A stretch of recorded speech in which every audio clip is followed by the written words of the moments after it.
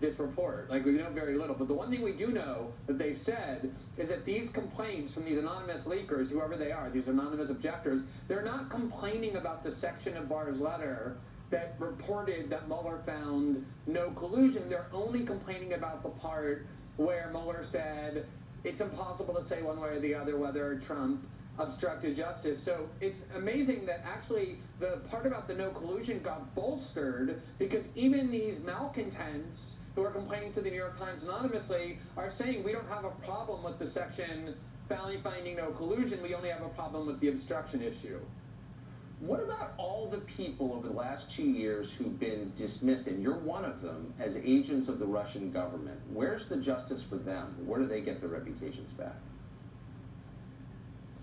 I think one of the things that we've seen over the last 2 or 3 years is that journalism, more than ever, is a profession of complete groupthink and mob rule, in part because it's really difficult to be a journalist these days because of financial constraints. Big media outlets are laying off huge numbers of people. So if you're a young journalist, the last thing you want to do is stick your head up and challenge the prevailing consensus, because you could lose your job, or if you lose your job, it'd be really hard to get another job. And also, Twitter makes it so that journalists constantly talk to one another and create these sort of gangs that are designed to punish anybody who challenges their orthodoxies. And I think journalism has completely disgraced itself at the exact time that they're claiming that a grave danger to the republic is that Trump is demeaning journalists. They've done more to demean their profession with this behavior, calling people Russian agents who question them, or Trump supporters, or apologists, or denialists. They have a whole long line of accusations and new terms to stigmatize anyone who questions their dissent.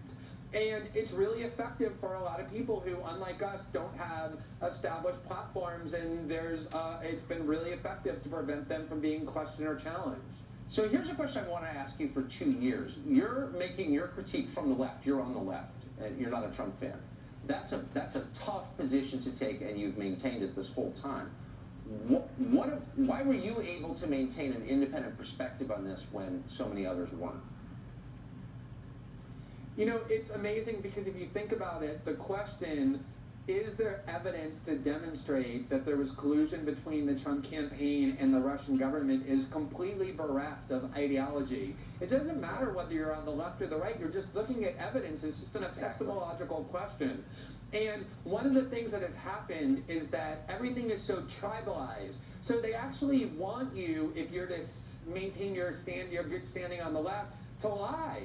They're demanding you lie. They're demanding you say that you see evidence and you see a convincing case for a conspiracy theory, even if you don't really see it. And I have to say that, unlike establishment journalists like Jeremy Scale, Matt Taibbi, and myself, who have the protection of being established, there were a lot of young journalists like Michael Tracy and Aaron Monte and a bunch of others who are very vulnerable, who have the courage to incur the wrath of this profession in order to do what journalists should do, which is to say what it is that they think without any fear of who it angers, and very few of them are willing to do that, and they deserve a lot of credit for that. I agree completely. We've had Tracy on the show a number of times, another brave journalist. Glenn Greenwald, thank you very much.